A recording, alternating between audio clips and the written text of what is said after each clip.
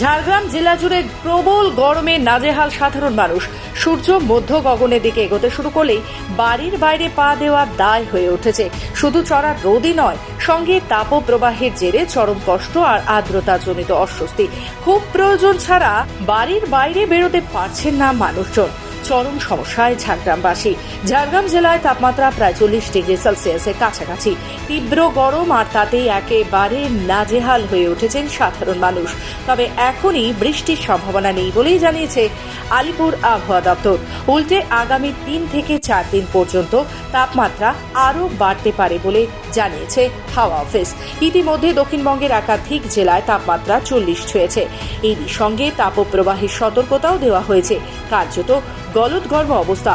তবে শুধু দক্ষিণবঙ্গেই নয়, উত্তরবঙ্গের একাধিক জেলাতেও তাপপ্রবাহের সতর্কতা জারি করা হয়েছে হাওয়া অফিসের তরফে। অতিরিক্ত তাপপ্রবাহের জেরে মাথায় হাত চাষিদের। ব্যাপক ক্ষতির মুখে পড়তে হয়েছে চাষিদের। বেলা 11টা থেকে আমরা বাড়ি থেকে বেরাতে পারছি না। তারপরে আমাদের সামারসেবুলের জলও শুকে যাচ্ছে, ঠিকভাবে তুলতে পারছে না। ধানের ক্ষতি হচ্ছে, আমাদের এই কুমড়োর ক্ষতি হচ্ছে, সব চাষের ক্ষতি হচ্ছে। তারপর খুব প্রয়োজন হলে লোক বাড়ি থেকে বেরাতে, না হলে বাড়ি থেকে বেরাতেও পারছে না। এইভাবে আমরা আছি। বৃষ্টি যতদিন না হচ্ছে এইভাবে ভোগ করব আমরা।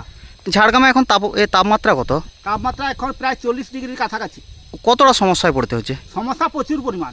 বাড়ি যখন প্রয়োজনীয় কাজে কি বাড়ি থেকে বেরোতে পারছেন না? না, প্রয়োজন বেলা 11টার পরে বাড়িতে ঢুকে যাচ্ছে হচ্ছে। ঝাড়গ্রাম থেকে নিজস্ব প্রতিনিধি রিপোর্ট, খবর বাংলা।